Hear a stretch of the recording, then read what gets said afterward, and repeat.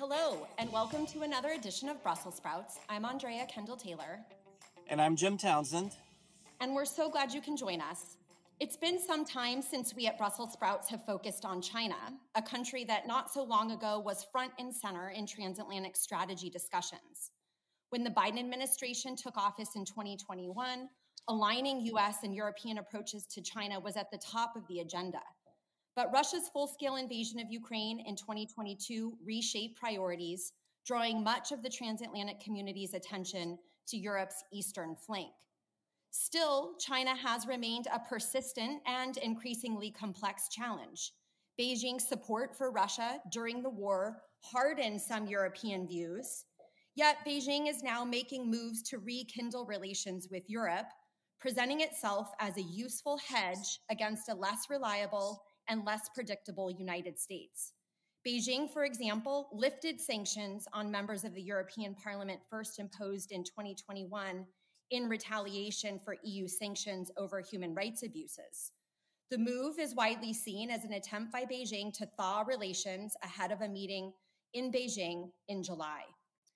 With US trade officials meeting with their Chinese counterparts in London today, which is the day that we're recording, I'll put that timestamp on, European leaders are also watching carefully how US relations with Beijing will evolve and what the US-China relationship will mean for Europe.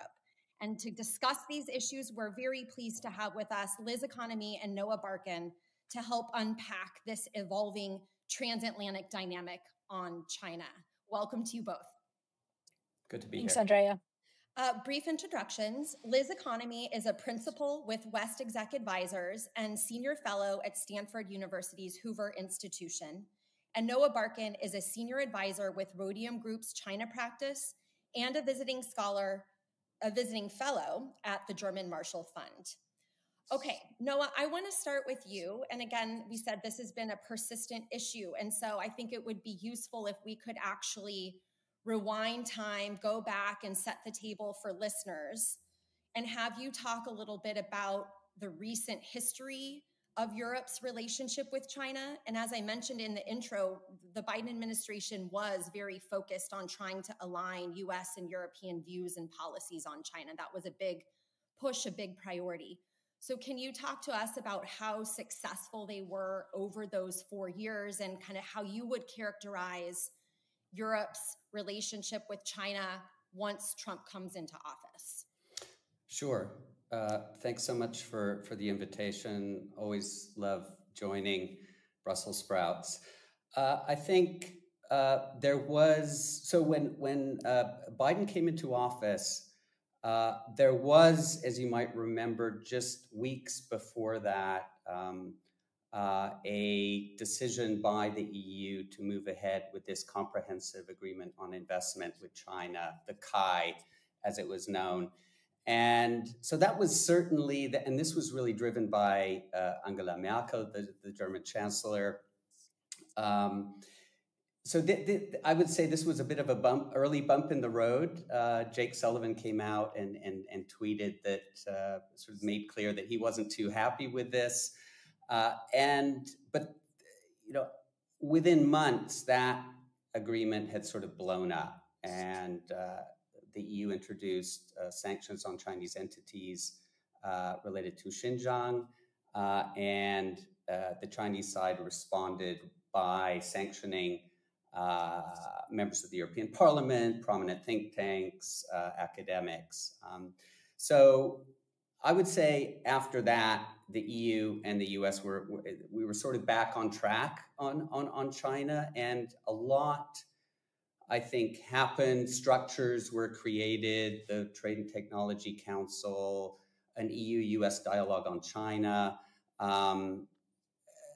I think crucially, the EU and the US started using the same language on China, the language of de-risking, which the European Commission President Ursula von der Leyen used in a speech, and Jake Sullivan and others in the Biden administration started using this language. I think too quickly for the Europeans' liking, because they were worried if the US embraces this, then some people in Europe aren't going to like it. So that was interesting. von der Leyen's cabinet had a very close relationship with people in Biden's entourage. Von der Leyen's chief of staff, Björn Seibert, had a very close relationship with Jake Sullivan. So a lot was being done behind the scenes. Von der Leyen really modeled, for a while, was modeling the European approach to the Biden administration's approach. She launched a discussion on outbound investment screening, for example, launched an economic security strategy. So things were moving in the right direction. I think probably I would say we didn't accomplish as much as we should have. There was a debate about green steel and aluminum deal between the U.S. and EU that never came together. There was a debate about a sort of cooperation on critical raw materials, which didn't come together. So positive signals moving in the right direction, but perhaps fell a bit short of what some people had hoped. So this was the situation when Trump came into office, and the EU-China relationship right now is strained. It's strained because of two main reasons. One, concerns in Europe about an influx of cheap Chinese goods, Chinese overcapacities, threatening European industry, and two, China's support for Russia. And none of these issues have been removed just because Trump is sitting in office. So the strains in the EU-China relationship remain in place. But of course, and this will be my final point, I think the EU, because the Biden administration's policy on China was quite predictable, you knew where they were going for the most part. It made it easy for the EU to sort of respond to this and shape its own strategy in reaction and in coordination with the U.S. And I think that is what has gone. We don't know where the Trump administration sits on China, and that adds some questions about where the EU is going on China. Well, Liz is going to tell us where the U.S. sits on China. That was going to be my next question, which is so kind of that excellent overview, a very helpful reminder. I forgot about the CAI kind of right at the beginning of the Biden administration. We've all been trying to forget about it since it was launched. Excellent laydown to kind of get us up to this moment. And so the elephant in the room, or one of the big factors that I think is shaping Europe, is how they perceive what the U.S. is doing vis-a-vis China. So lots of questions on that front. And Liz, you're going to make it crystal clear on which direction this administration is going on China. I think I want to be a Europe expert on China instead. Can I just take Noah's job and he can take my job? Let me just add one or two things to what Noah said, because I was in the Biden administration at the Commerce Department for a few years as Secretary Raimundo's senior advisor for China. And I would just say that I think we saw a lot of forward movement, not just positive signals, and some of that was not necessarily with the EU per se, but for example, there was the mineral security partnership with some countries in Europe. It wasn't the EU, but there was, an effort to align on supply chains, to forge an agreement so that we could ensure that we had access to critical minerals, because China commands so much of the supply chain, and to do deals with some of the mineral-rich emerging economies. So I think there was that element of it. I think there was also alignment, although not partnership, I think, as Noah was indicating, on the issue of Chinese overcapacity. It's just we addressed it differently. The Biden administration, put 100% tariffs on Chinese EVs, whereas the Europeans did a much more, sort of detailed, focused, and, they did policy analysis instead of politics, quite frankly, to try to understand the actual level of subsidies that China was putting into EVs, and to come up with, I think, Noah, you can remind me, was it, 30 or 35 or 40% tariffs on Chinese EVs?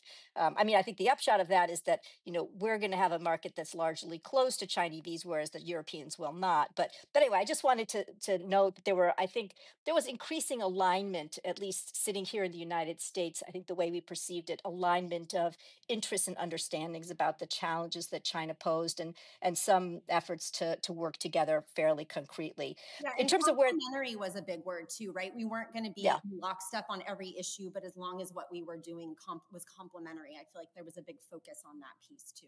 yeah, I think that's a good way of putting it. Of course, we want the Europeans to be lockstep, but we have to respect strategic autonomy. In terms of where the Trump administration is going, I think, at the outset, it was a little bit confused. I mean, it still is a little bit confused. I think there was a sense the president came in. What did he talk about? He wanted to do a big deal with China. That was kind of his impulse was toward that.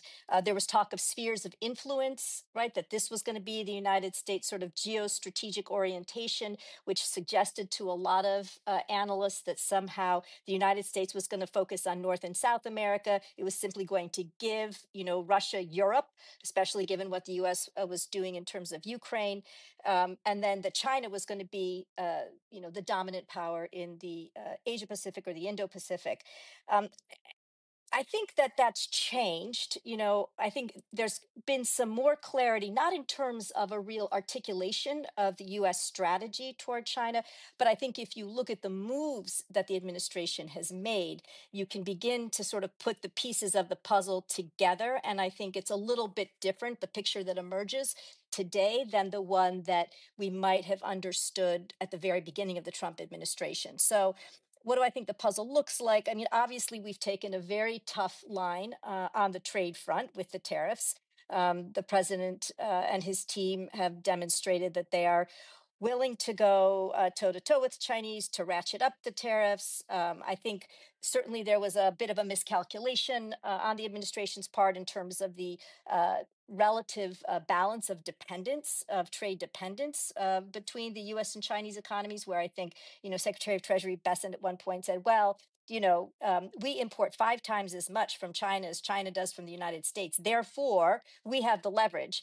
But that's simply not the way that it works. There are other factors there. Our level of sort of trade dependence in terms of like sole commodity trade dependence is higher. So we're dependent on China for in terms of 30% of the goods that we import, we have a 70% dependence on China for those goods or more. China doesn't have that same level of sort of sole source dependence on US imports. And so that's a difference that we see. And obviously, we see right now playing out what China's doing in terms of the restrictions on rare earth elements and magnets that are very essential to our industries, both in terms of our technology industries and also our defense industries. So there are a variety of factors that play into this. People talk about China's ability to withstand the pressures of the economy, that they can bear more pain than we can. I think that's another factor. But in any case, we can talk about that more if you like. But I think on the economic front, generally speaking, we've taken a tough line with China, and that's playing out, as we speak.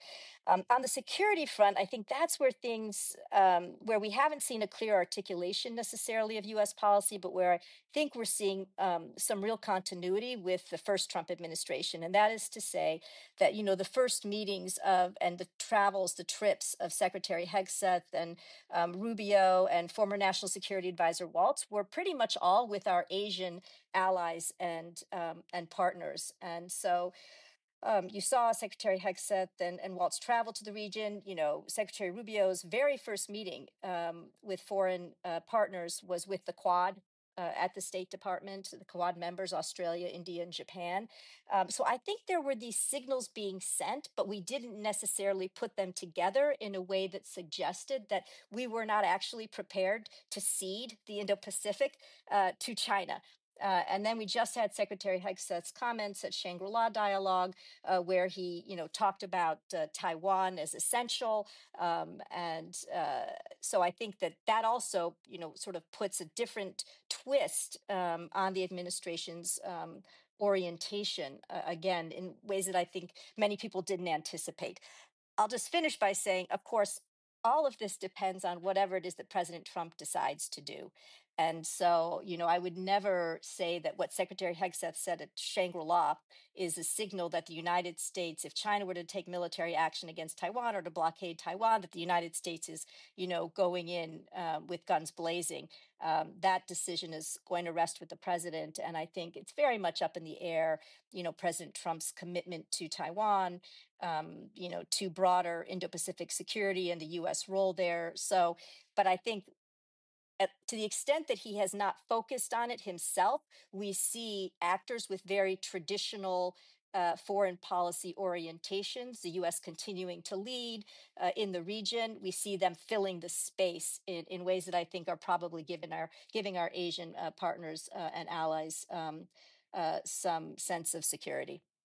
That's super helpful. Because I want to hear then from you, Noah, how Europe is interpreting, understanding these developments. But Liz, it would be really helpful too, and I'm sure listeners would really appreciate, to the extent that you can, talk about maybe some different views within the administration, because it does, as you've suggested, they're not all in lockstep and all have kind of a singular view on how US-China relations should develop. And there do seem to be kind of competing ideas. Can you talk, to the extent that you have insight, about kind of different pockets or different poles within the administration that might have slightly different views on the relationship? Sure. And I think when Elon Musk was in the administration as a senior advisor, he certainly represented, I think, one pole one part of the spectrum in terms of the trade relationship. I think he, saw trade with China overall as a positive. And thought the tariffs were, a big mistake, as he said publicly. I think from there, I think you go all the way over to Peter Navarro, where I would say it's not simply about strategic decoupling, which is where I think the administration has, roughly speaking, landed, which is to say, we want to ensure that whatever trade investment we do with China protects our economic and national security and our human security as well. But I think Peter Navarro, how you define that universe can differ greatly. And I think for Peter Navarro, he would say that, actually exporting soybeans to China helps to feed the PLA, and therefore we should maybe not be doing that, right? The People's Liberation Army.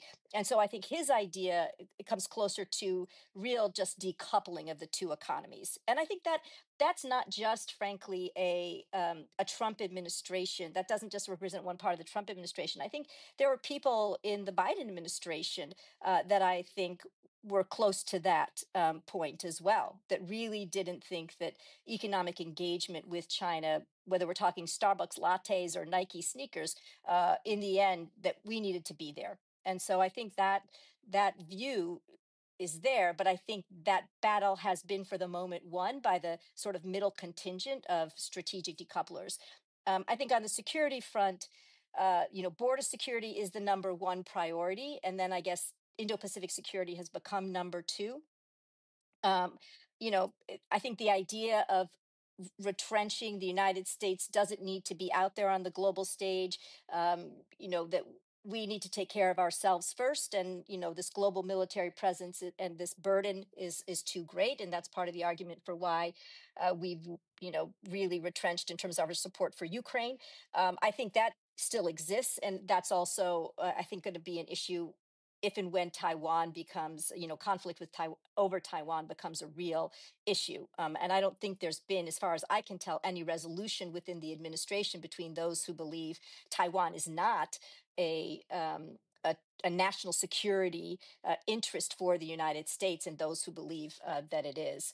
And then finally, I guess I think, and I haven't mentioned this, is just the issue of broader U.S. political leadership on the global stage. And, the United States has traditionally been probably the most important country when it comes to leading in support for things like the rule of law and transparency, broader good governance. U.S. establishes itself as a political model globally, democracy promotion. The Biden administration had, I think, 3 democracy summits. I think this administration has taken that totally off the table. And even Marco Rubio, who I think we all recognize in his heart of hearts, has been a very strong supporter of democracy, of groups like the National Endowment for Democracy, has, pulled off the State Department website.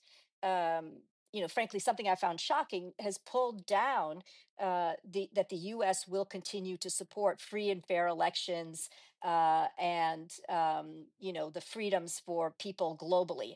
I find this really remarkable that this is what we've come to. So I think that pillar of U.S. leadership, I think this administration has completely eliminated. And in some respects, that provides new opportunities for cooperation with China, because we are no longer going to be pushing China to do the right thing in terms of their human rights, in terms of their practices on the global stage, it seems. Yeah. Last question, and then Noah, over to you. There's a lot of concern, I think, in the U.S. and amongst others that, like, if Beijing were to ratchet up pressure on Taiwan and, assert itself, that there could be kind of like a wink and a nod and kind of an acceding to Xi Jinping over Taiwan. Do you believe that would be the case? Yeah, sure. I think that would certainly not be the preference of most cabinet members, certainly not the national security members of the cabinet. I don't think it would be the preference of Congress, which has been a very traditional, strong supporter of Taiwan. But I don't think anything is off the table when it comes to President Trump. Now, you could make the argument that he doesn't want to be the president who lost Taiwan. I heard somebody in his administration, told me very directly that the president doesn't want to give Xi Jinping what he wants most. But those are not very deep or principled sort of reasons. We can't really hang our hats on those as sort of fundamentals for understanding what President Trump may or may not do, I don't believe. And so I think for a president for whom sort of everything can be on the table, and then you put things on and you take them off and you see what you can get, I'm not comfortable saying that you couldn't have that wink and nod. But I think he would face a lot of backlash, again, from members of Congress, and a lot of pushback from people within his own cabinet. Yeah, it is hard. I mean, those statements are hard because you hear it on the Ukraine side too. Like, oh, he's not going to want to look weak early in his administration. He doesn't want to lose a war to Putin, et cetera, et cetera. And that hasn't really carried a lot of water so far. Yeah, let me just say one thing to that point. I'm sorry, I've dominated this discussion, but I do think there's a difference between the way the president looks at Putin and the way that he looks at Xi Jinping. And I think the entire sort of reverse Kissinger, reverse Nixon, effort at the outset, which I know we both agree was not going to go anywhere. But the idea that you would pull Russia away from China, it wasn't about pulling China away from Russia, right? It was Russia away from China, I think suggests that even the president looks differently at Putin than he does at Xi Jinping, and at Russia than he looks at China. So that's just something to keep in the back of our minds. And even the orientation, again, toward our Asia Pacific partners, which is so much more positive than it is toward our European partners. So that's just, a little bit of a framing that's been in the back of my mind. Well, to pick up on that point, and then Jim, you can hop in after this, but to get back to Noah, the difference between kind of views and attitudes of Indo-Pacific partners versus European partners and allies is a really interesting point. And Liz mentioned this in her overview on the Shangri-La comments. I mean, that the speech by Hegseth was really notable in its difference from what he said when he went to Europe. And so can you talk a little bit again from like, how are Europeans understanding and interpreting what the Trump administration is doing with China and what the big concerns are? Yeah, well, I think Liz said it quite well. There is a degree of confusion. I'm always struck when talking with EU officials how often, not just EU, officials in some of the big member states, how often they mention the risk that Trump goes behind their back and does a deal with China and leaves Europe sort of out in the cold. I always say I don't know what that deal looks like. I mean, clearly Geneva was all about just de-escalating from extremely high tariff levels. We did see a push in the first Trump administration for a big deal with China. They ended up with phase one. the phase one trade deal, which was a rather underwhelming, I think we would all agree, agreement, which essentially involved China buying soybeans and other U.S. products to reduce the U.S. trade deficit. But at the same time, it's clear that, as Liz said, Trump is a deal maker, and he invited Xi Jinping to his inauguration. He has reversed course on TikTok. He is not focusing on human rights as previous administrations have. Some prominent, I've lost track of who's in the NSC and who's out, but we've had some, I think some prominent, certainly Mike Waltz, some prominent China hawks either pushed out or seem to be on their last legs. So there is some confusion about where the administration is going on China. Honestly, I don't think that has a big impact on how the EU is approaching China. I think, I mentioned the problems in the relationship. We do have an EU-China summit coming up at the end of July, and we can talk about that in more detail perhaps. But I think these issues that remain problematic for EU officials, for politicians in the member states when it comes to China, its support for Russia, the imbalances in the trade relationship, these aren't going away. In fact, I think they're arguably getting worse with Trump sitting in the White House for various reasons. So while there is this concern about Trump maybe overruling some of the more hawkish elements in his administration and trying to push for something with China, I just don't know what that looks like. Well, hello to both of you all. It's great to see you, and thank you so much for appearing on the show. Something, Liz, that you said that really struck me, and I want to follow up on it and just start off by saying that in my mind, as I've watched Trump deal with the tariffs, and I think about just, at least I'm not an economist, but I just keep thinking about the bad economics, at least what I studied in macro, macro in school. But it just seemed he would just, his instinct and what he was saying and what his end goal was, bringing manufacturing to the U.S. and all this type of thing, was just incredibly bad. And I kept thinking, well, the people around him at least seem to have a financial background. They seem to be hedge fund managers, but they seem to be, at least probably, maybe they took micro and macro too before they became hedge fund managers, right? The DepSec Def is one. Scott Bessett is one.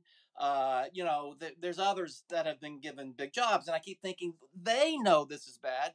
Maybe they're afraid to tell this to the president. They don't want to get fired. They want to be part of the team. But late at night, they're up sweating it out, saying, "Jesus, this is just terrible." But then, and that was my assumption. I said, at least there's some people in there who know. But when you said that the administration made that miscalculation on the Trump tariffs up front in terms of the volume and type of trade between the U.S. and China, and what Scott said, I thought, oh my God, he never took micro macro either. So my question for you all is, is my assumption going in there, and my at least a little bit of a good feeling that people around him know this stuff, that maybe based on what Scott said, that these guys they might be hedge fund managers, but that's all they know is how to make money in some mysterious way. They're not really people who understand trade and economics, macro, micro. They're just these guys who are making money. I mean, tell me I'm wrong, and that actually these guys are brilliant economists, and they're just very wealthy. But tell me, how could Scott make such a bad miscalculation? How could he do it? I mean, explain him. So I'll say one thing, and then Noah, you definitely weigh in. Kevin Hassett was my college classmate, And I have to say, he's actually a really smart guy. And he's written for many years about how tariffs are not the way to go. He's a very traditional Republican. It's like reduce taxes. And you can, sort of, do something about regulation. I mean, those are basically that's the Kevin Hassett platform. My sense is that's really actually also the Scott Bessent platform. I think you saw in that, as the sort of global tariffs were being rolled out, and you saw the huge and negative reaction from, the US market, um, you saw both Kevin and Scott out there on TV getting a little bit ahead of themselves, saying, this is only about sort of the 15 or the 17, most important countries, the trade deficit. The rest of them don't matter. We don't have to go after Madagascar with its, selling us cinnamon and cloves or whatever, vanilla. But, just these 15 to 17 big economies. And then they got pulled back. And then ultimately they kind of won the day, I think. Right. So it's really about these, big economies. I mean, the UK deal, it's a country that we have a trade surplus with. I mean, it's so ludicrous. These guys clearly know better. I think Bessent's comment was really just to try to justify what they have to do, right? And that try to give some sense that the US is going in strong. I do believe that several of them know better. And Kevin has a PhD in economics. He's a really smart guy. That much I know. So but it's embarrassing, frankly, watching them out there on television spouting all of this stuff when, I know they know better. But They it's know they even know better, worse. but I I think I'd guess rather that's the than be job. just absolutely stupid than to know better and to be getting on television and knowingly feeding us stuff that's not true. And that you guys who are brilliant economists, you see through it, but idiots like me sit there and go, oh, okay, But anyway, Noah, over to you. Yes. Yeah, no, I think there is this performative aspect, right? They go on the weekend TV shows, whether it's Bessent or Lutnick or anyone else, and spout what Trump wants to hear. I would say I talked to a few Europeans who were at the G7 finance ministers meeting in Canada a couple weeks ago, and they were full of praise for Scott Bessent, saying that it was clear that he wanted to work with the Europeans. And he pushed for language in the G7 finance minister's statement, which said, and this was language that I think the Europeans had trouble with, but they signed up to in the end, about peak uncertainty being in the past, right? On tariffs and all this. And then literally within a few hours, Trump came out with his 50% tariff threat against the EU. So clearly, this is not something that he had discussed with Bessent, and Bessent was in the dark on all of this. So I think the trouble is separating what they're saying to please Trump and the real policy, and what comes out in the mix at the end of all that. Rubio is another person who I think the Europeans were quite happy that he was sitting in the State Department as opposed to someone like Rick Grenell or someone like that. But if you look at what Rubio has done, he's creating an Office of Natural Rights, which as its main mission is to crack down on free speech violations in Europe, stuff like this. So there is this performative element. It's not just Bessent, it's not just Lutnick, it's also Marco Rubio, who is telling the MAGA crowd what they want to hear. It's an audience of one, basically. I mean, that's the bigger point is, I mean, they're obviously from many different pockets and corners in the administration, just kind of sheer disdain for the EU. And now people are picking up this, the EU was created to screw the United States.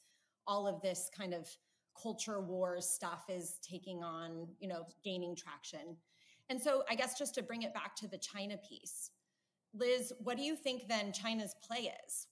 How are they viewing this, and what kind of opportunity do you think they sense? I mean, it is notable, or this is a question. Did they learn their lesson from last time that this wolf warrior diplomacy stuff doesn't work, and they've taken that on board and internalized it and are genuinely trying a new approach? But I'd love to hear both of you then about, the view from Beijing and what could I add to that real quick? They see. And added to that, are the Chinese also, probably like Putin, also sitting there and scratching their heads about Trump and so uncertain of what directions he's going to take that they don't even know what their next step should be? I mean, the view from Beijing, does it include that, where where it's making their own decision making harder because they just can't judge where he's going?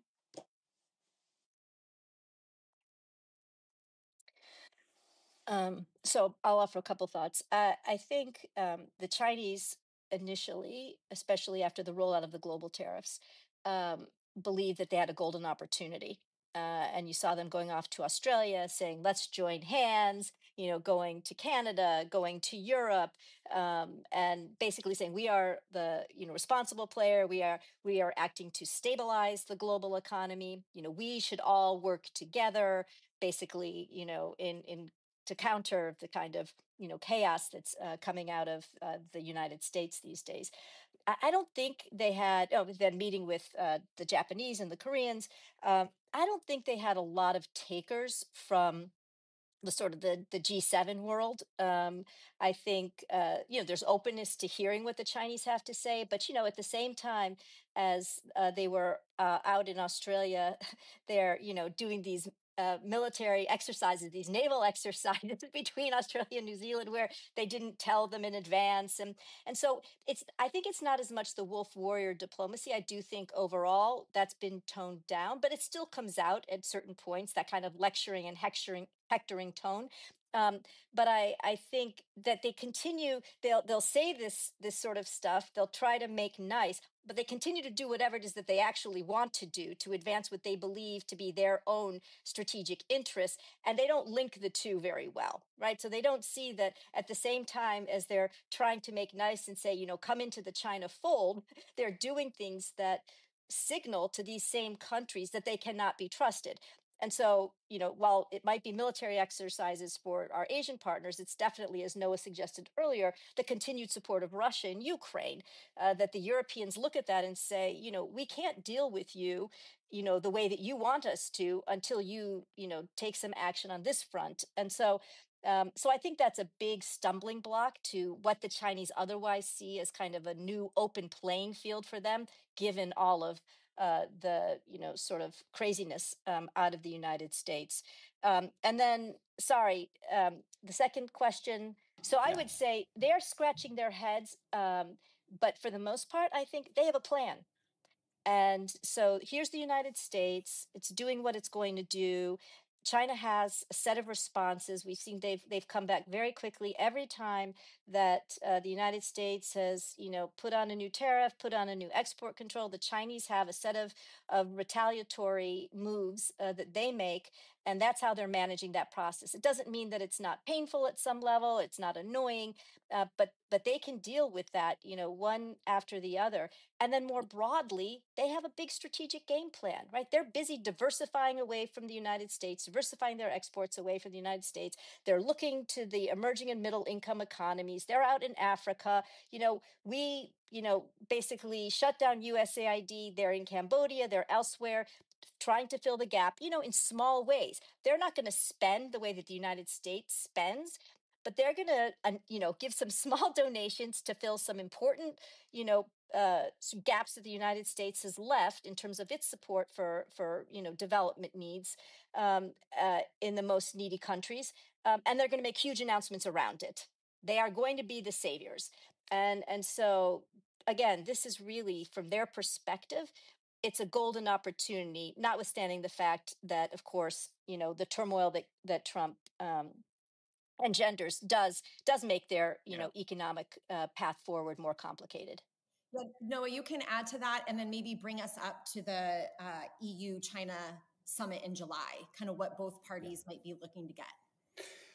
Yeah, I mean, I think I've always thought that China's aim is not to pull Europe into the Chinese camp. I don't think it realistically thinks that this can happen. It's about preventing Europe from aligning too closely with the US. They love the term strategic autonomy more than Emmanuel Macron. So Trump is doing a lot of this work for them. He's supercharged the strategic autonomy debate in Europe.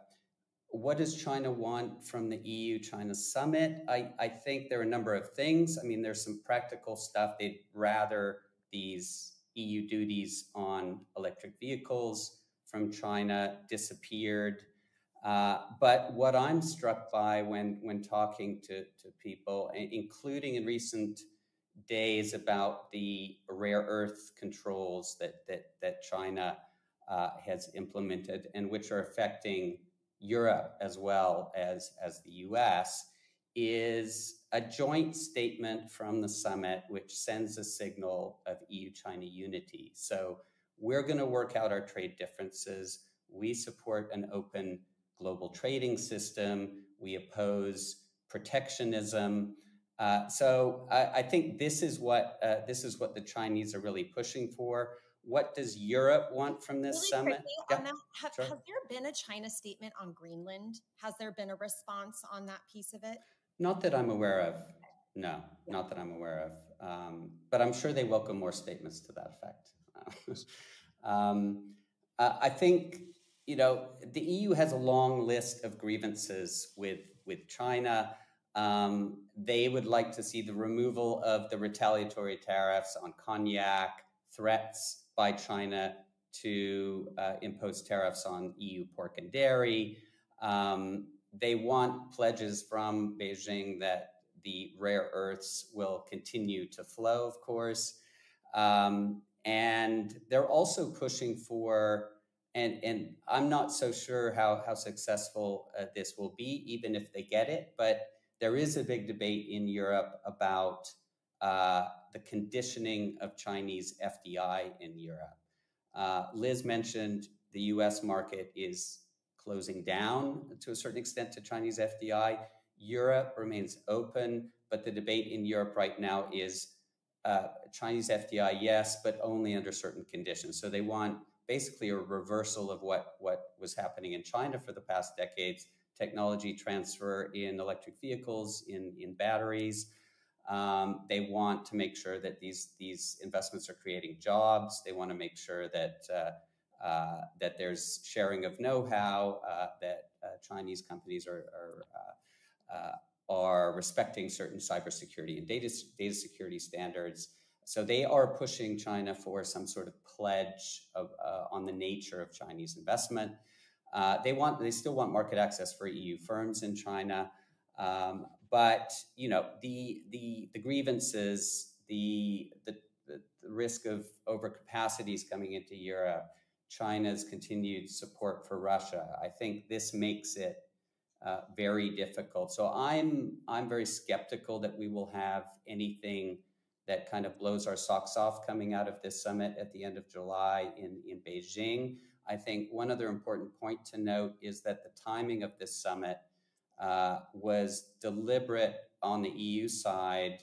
They set it for roughly 2 weeks after this July 9th deadline. So they hoped to have clarity on the trading relationship with the US before they went into the summit with China. But I think it's very unlikely that they will have that clarity.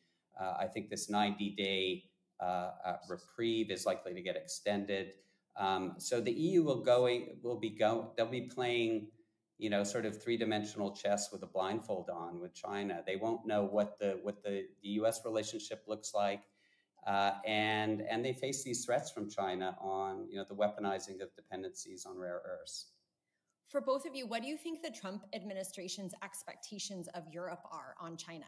I mean, so it's like, if we're going to keep helping you at all in Europe and maintain any kind of presence in Europe, hey, we expect you to kind of get on board and do what we're asking you. But, oh, by the way, we're doing the tariffs and all of these other kind of really difficult and confusing and complicated things. But if there were something positive to come out of the Europe-China summit, is that going to irk the Trump administration? Are they going to take a look at that and say, well, wait a minute? I think I'll go quickly and then pass it over to Liz. I think there is some concern in Europe about the signal that this summit could send towards Washington, especially at a time when the US and EU are involved in trade negotiations themselves. But my sense is, and this is very different than the Biden administration, is that there hasn't been a big discussion that the Trump administration is pushing with the Europeans on China. I think the assumption is that the Trump administration will move ahead unilaterally, and it will expect the EU to follow, to get in line, and if it doesn't, it will go after the EU. So this is much less of the kind of discussion where the Biden team is sort of nudging the Europeans in the direction that it wanted them to be in. I've been surprised by the lack of a discussion on China between the Trump administration and Europe. No, I agree with Noah. I mean, I think in certain areas, like on export controls, for example, the administration, not only wants, but absolutely has to have, some countries aligned with its policy. And for the Biden administration, I think, as Noah suggested, that often took the form of, extensive discussions with the European partners, sometimes before an announcement of an export control from the US, sometimes after it. But nonetheless, there was just this huge effort expended to bring them on board. I think the Trump administration is much less interested in cajoling and persuading, and much more likely, as Noah suggested, to say, well, if you don't, then you will face some kind of, penalty. But, it could be that there are other things going on, even now around these export controls that I'm not aware of. I mean, we do know that part of the trade negotiations with third countries have, in some of them that the administration has talked about, moving the countries away from China as, in the supply chain. So basically saying, reduce your dependence on China as well, right? That's part of our bilateral negotiation, is that you agree to reduce your trade with China. So in that context, you could imagine that some of these discussions with European countries might involve, and with the EU might involve some of that. But yeah, I don't think it's about partnership and coming together. And it's a shame, right? Because we do share so many of the same concerns about the way that China does business, about the openness of their own economy to our businesses, about the Made in China 2025 technologies, and the fact that we're going to be facing the same issue of overcapacity in a whole array of additional, goods moving forward, like new materials and medical devices, et cetera. So there's a lot that we should and could be cooperating on, but that doesn't seem as of yet to be the orientation of this administration. Yeah. I have one final tangent, Jim, unless you've got something else you want to throw in. Well, I was just going to ask, Trump and van der Leyen had a supposedly a good conversation a week or so ago, and I was just wondering, I wonder what they talked about. But nah, let's don't even go there. So, Andrea, over to you. I don't know. I want to know. Yeah, go ahead. What they talked about. What do you think? Any speculation? No, I have no idea what they talked about. I think it's positive that they had a conversation. Trump refused to speak with von der Leyen for the better part of 4 months. Then they met briefly at the Pope's funeral, I believe it was. And so I think it's great. It was interesting. I thought that Giorgia Meloni, if I read this correctly, facilitated that conversation and encouraged Trump to speak with von der Leyen. I don't read this as some sort of the blossoming of a great relationship. I read it much more as a de-escalation between the EU and US. And I think the Trump administration has shown that it doesn't like the EU. The EU is the ultimate deep state. And it's going to be, you could decide whether it's just undermining the EU or out to destroy it, but it's not gonna be heading in a good direction, I fear. Yeah, good point. Okay, my final tangent, it's related. We've already talked a little bit about it, but it's the Chinese support for Russia in the war. Do you think Europe has done enough to try to dissuade China from playing that role? I mean, we're so far into the war. They haven't shown any suggestion, China hasn't, of backing off from their support. And there was obviously a lot of hope and optimism at the beginning of the Biden administration that it really was going to be Europe that held the leverage with China. And yet that it wasn't effective. And I don't know, just to hear a little bit about your thoughts on what's shaping China's calculus at this point on why they're so willing to continue the support, and B, is there a role for Europe as they're going into the summit and other things of anything that you think that they can do? Yeah, I think I don't think Europe has done enough, and I don't think Europe has been willing to sort of hold China's feet to the fire on its support for Russia. I think there was a lot of joint messaging from the EU and the Biden administration, and also a lot of the big member states, Germany and France in particular, on this. And Noah, why is that? Why? Well, I think the EU, first of all, on these sanctions, you need unanimity among the member states. And so I think there's been a certain amount of reluctance on the part of the EU leadership to push member states into a place where they know they're going to be very uncomfortable. We have had 17 rounds of sanctions against Russia for the better part of the past year. The EU has been adding Chinese entities to its sanctions list. So it's creeping up, but there was a push by the Biden administration, I believe, and Liz can confirm or deny this, but there was a discussion about sanctioning Chinese banks, and there was a discussion certainly between US and EU officials on this. The EU was never willing to go there. I don't know if the Biden administration thought about this and decided not to in the end. But this is a discussion, I think, which is going to come back. There's an 18th sanctions package, which is in the works. And the longer this goes on, especially, I think, if the Trump administration is pulling back from Europe, if it's pulling back its support from Ukraine, I think for the EU, China's support for Russia will become a bigger problem because the US won't be there. Yeah, I totally agree. Yeah, Liz, anything you want to add?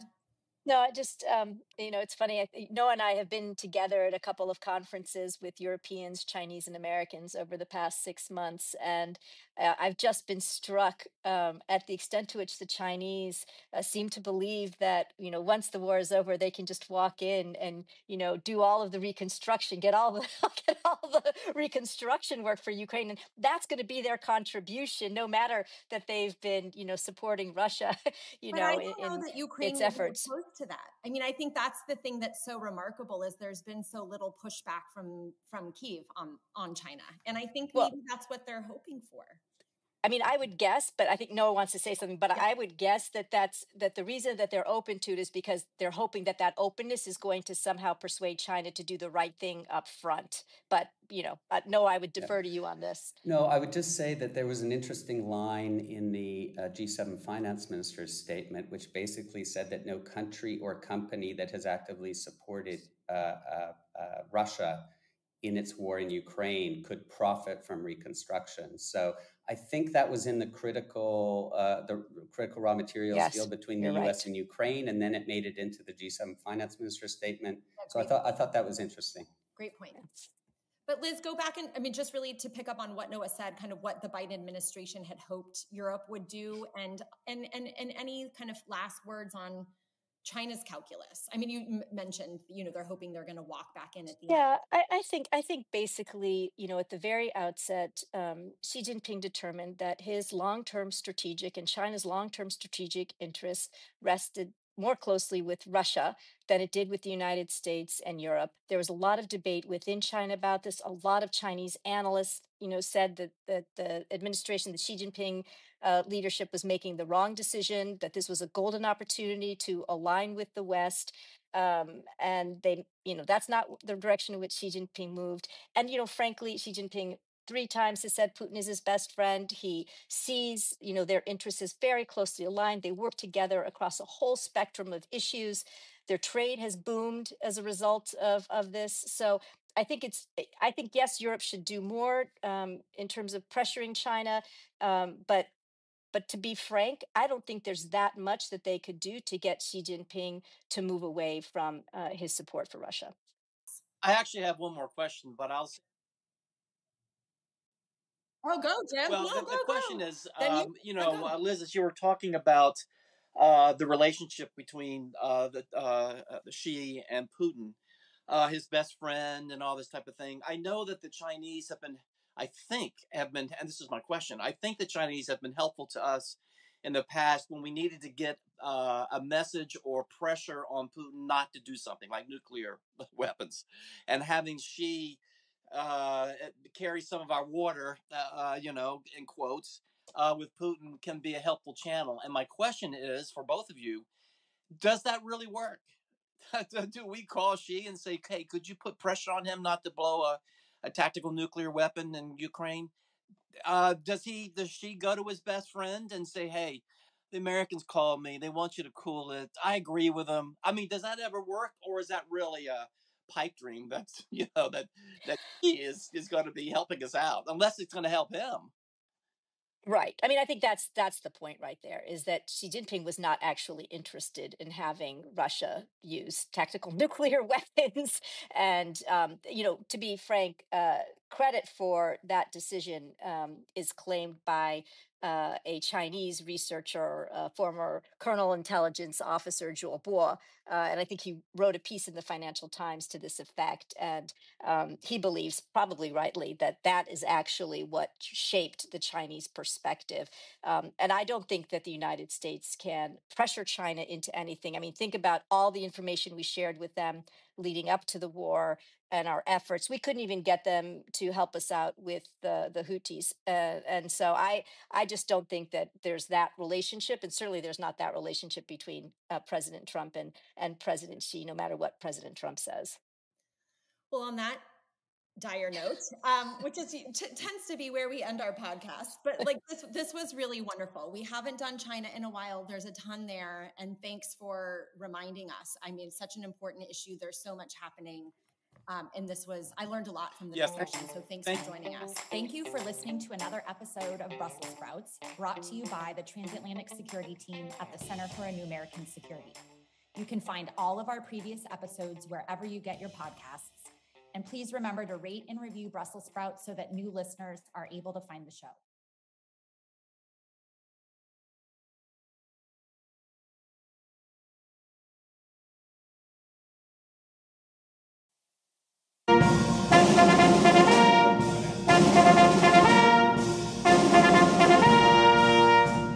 Ladies and gentlemen, the President of the United States.